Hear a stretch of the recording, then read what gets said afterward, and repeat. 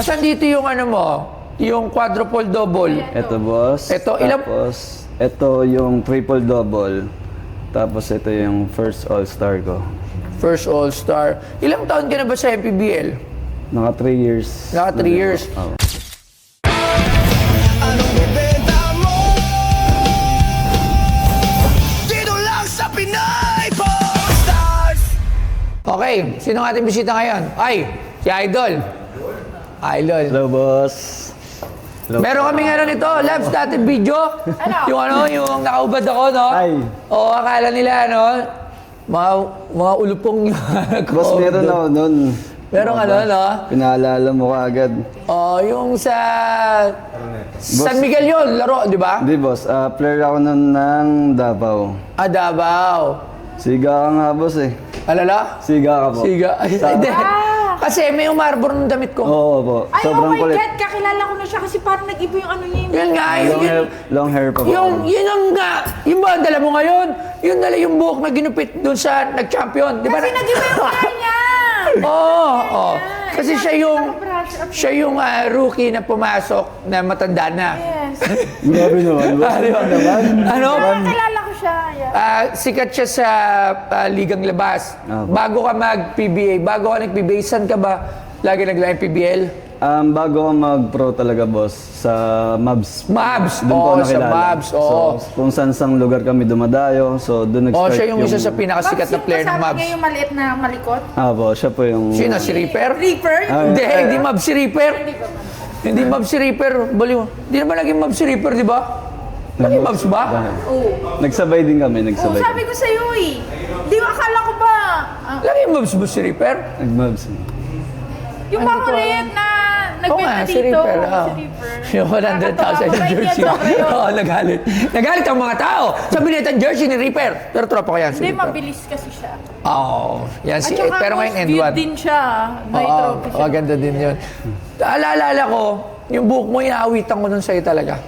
Di ba, no? Alam ko yung sabi ko, yung ginapit mo yung nag-champion, di ba? Nakatabi pa yun, boss. So may championship ring ka rin? Hindi pa nila binibigay. Hindi pa. Anong conference yun? All Filipino ba yun? Hindi. Governors. Governors yung may import. May import. So doon ginupit yung buhok.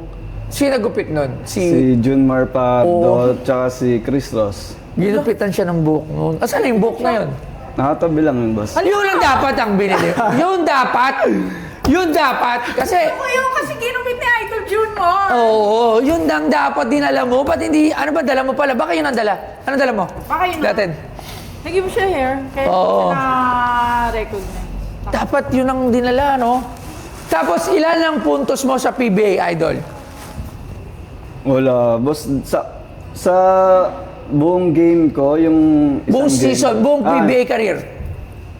Wala, siguro mga nasa, ano lang, 30, mga ganyan, 30 plus. 30. Pero alam mo ba, nung pumasok to sa PBA, lumakas ang PBA noon kasi inaabangan siya pagka manaabangan ka maglaro. Maraming gustong makita na maglaro. So, ibig sabihin kasi talaga, madaming mga player na naglalaro sa labas na pagdating sa PBA, syempre, iba na rin yung level dun kasi, no? Iba din mo. Pero iba yung, alam mo, pagkagaling ka dun sa mga ligang labas, mas maraming nag-aabang sa'yo kasi mas parang, mas marami kang pangang fan eh. Minsan sa...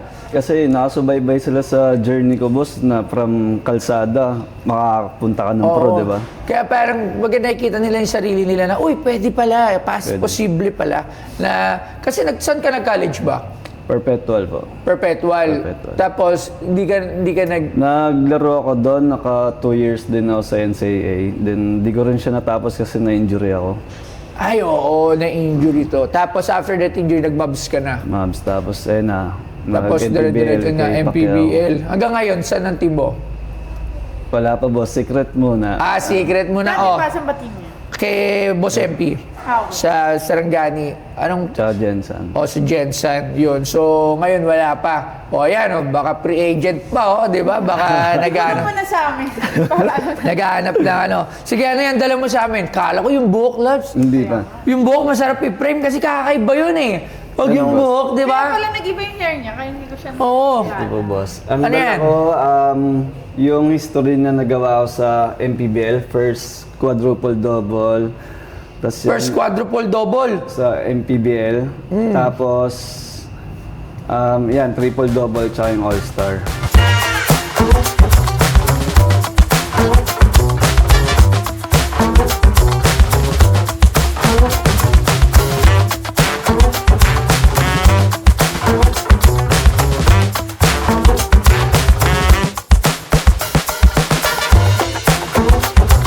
Alam mo ba? Si Kit Jimenez ay isang Filipino professional basketball player na kilala sa kanyang pagiging point guard. Nagsimula siyang maglaro sa collegiate level at naging bahagi ng iba't ibang liga bago pumasok sa PBA D-League. Sa kanyang pagpasok sa mga professional leagues, ipinakita ni Jimenez ang kanyang galing sa pagdidistribute ng bola at pamumuno sa court. Kilala siya sa kanyang pagiging matatag at hindi matitinag sa laban. Bukod sa pagiging isang skilled player, tinangkilik siya ng mga fans dahil sa kanyang likas na karisma at dedikasyon sa laro. Si Jimenez ay patuloy na nagtataglay ng malaking potensyal at kinikilala bilang isang rising star sa mundo ng basketball sa Pilipinas. At ang binibenta sa Pinoy Pawn Stars ay jersey ni Kit Jimenez.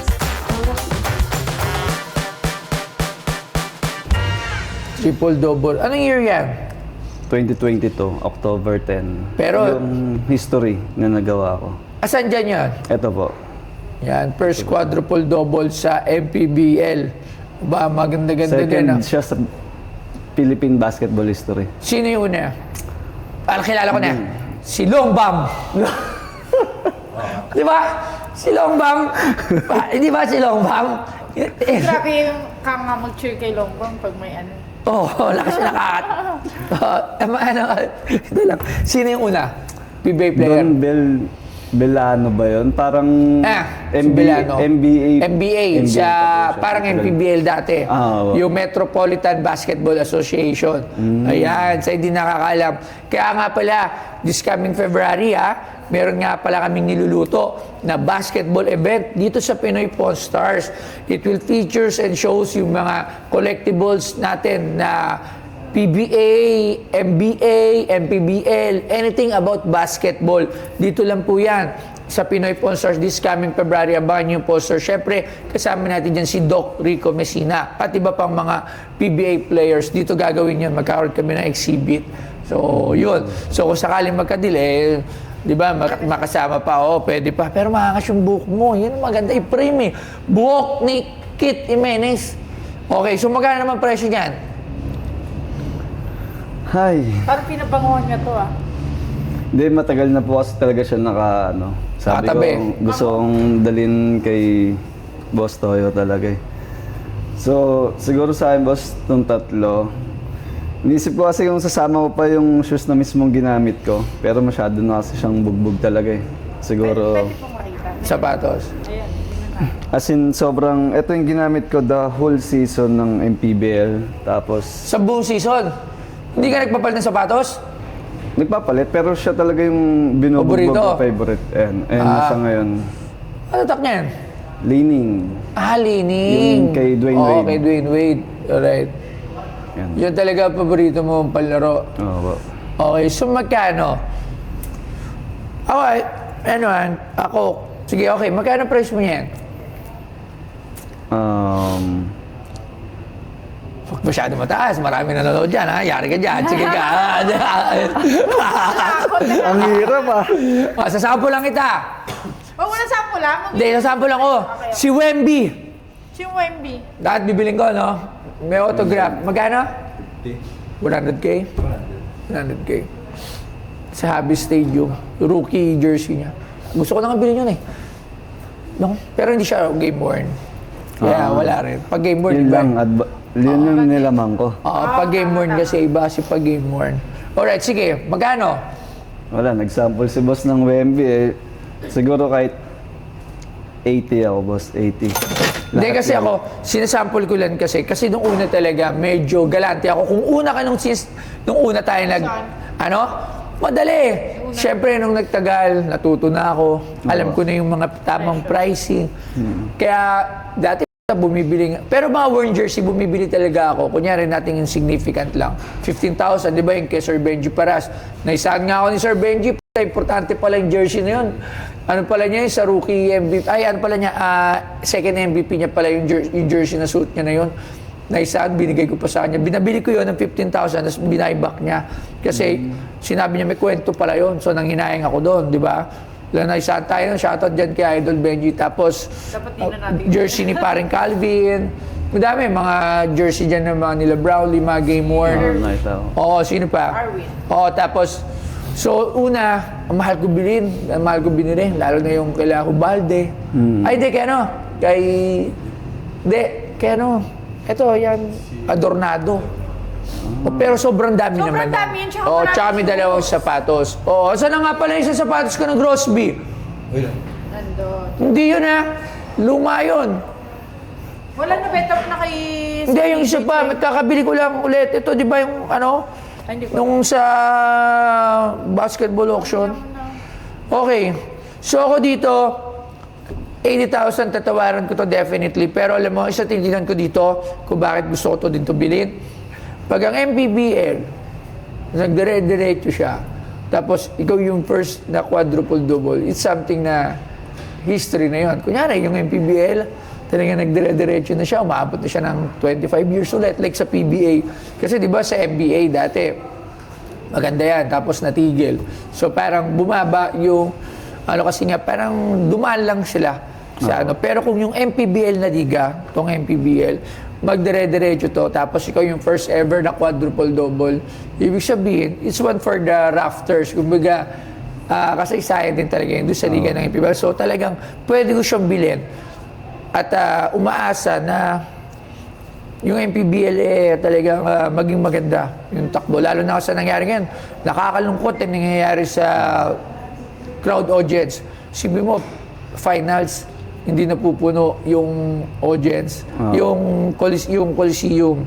Sabi mo, halos kalahati lang yung nanonood. All Filipino pa yon. So, di ba, parang nakakalungkot lang na dati pagka-finals Grabe. Puno talaga. Punuan, di ba? Tapos ngayon, so, Pero marami pa rin. marami pa rin. So, sana talaga. Pero ako, maganda yung MPBL kasi nga, kumukuha sila ng mga player na mga galing sa ligang labas. Oo, boss. Mas nabibigyan ng trabaho. Maraming nabibigyan ng trabaho. Maraming nakikilala. Di ba? Opportunity. Kumbaga, di ba? So, shoutout nga pala dyan sa MPBL, piti sa PBA din. Shoutout sa lahat. So, pare-pares lang yan nakakatulong sa maraming players dito sa Pilipinas.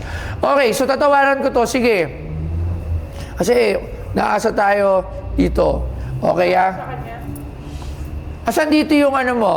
Yung quadruple double? Ito, boss. Ito, ilang- Tapos, ito yung triple-double. Tapos, ito yung first all-star ko. First All-Star. Ilang taon ka na ba sa MPBL? Naka 3 years. Naka 3 years. Oo. After San Miguel? Hindi. Hati-hati siya, boss First, Sarangani.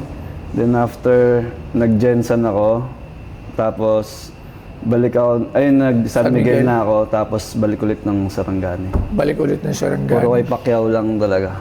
Oo. Pero alam mo ba, believe din ako dito kasi to, na-injury ka? Na-injury mo dati? ACL, boss. ACL. Major injury talaga. Yung ACL kasi ano yun, career threatening Oo, yun. boss. Sa akin, dalawa. Left and right. So, parang napahinga ako ng 2 years sa basketball. Bago ako makilala talaga. Nag-mabs ka, nagsarili ka nun, no? So, nung before ako mag-perpetual, tas ongoing ako sa Mavs, diyan ko na nakuha yung una kong ACL. Tapos nung sa perpetual na ako, doon ako nakakuha ulit ng pangalawang ACL. Na-ACL ka sa Mavs? Pares, sabay ko siya habang nagpa-practice, dumadayo ako sa Mavs, player ako sa perpetual. Yun, sa practice ng perpetual ko So, siya. pinagalitan ka ng perpetual nun? Ay, hindi naman. Talagang inalagaan nila ako, pinopera. Talagang makarecover. Buti nga, ilan taon ka na ngayon? 28. 28, bata pa. Kumbaga, mga 30 hanggang 33, 35. Prime pa. Prime pa yan. Pwede pa. Oo, prime pa. So, wala na ako sa prime. Ko Meron na ba yun? prime mo. Lahat sa... Naglalabas na lang ako ng pet sa basketball eh. Okay.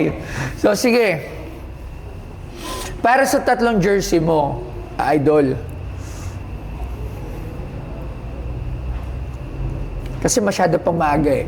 Pero sa akin it's too early pa para bigyan ko to ng magandang price.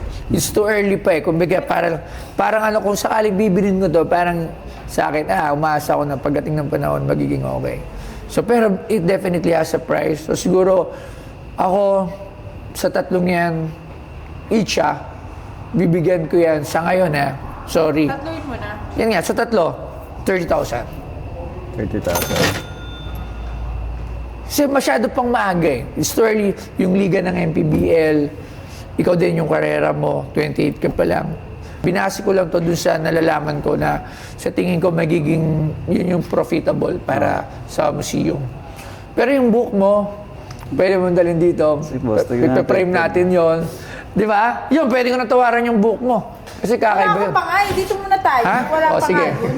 Oo, yung Excited ka naman masyado. Kasi talaga book, di ba? Inawitan ko talaga yung book nito eh.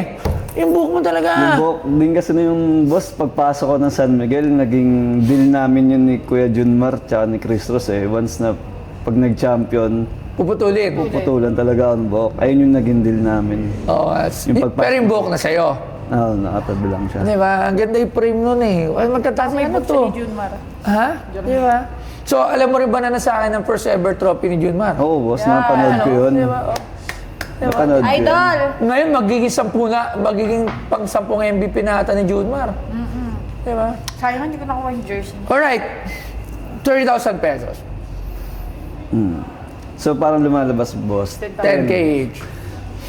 Ikaw? Yung dito ba, boss, hindi ba pwede natin possible iangat? Pwede ka magbigay ng Pwede price magbigay doon sa ng price na price. binigay mo sa akin. Pero mas mababa pa yung price niya kay Reaper. Oo. Kasi si Reaper. Si River. Wala.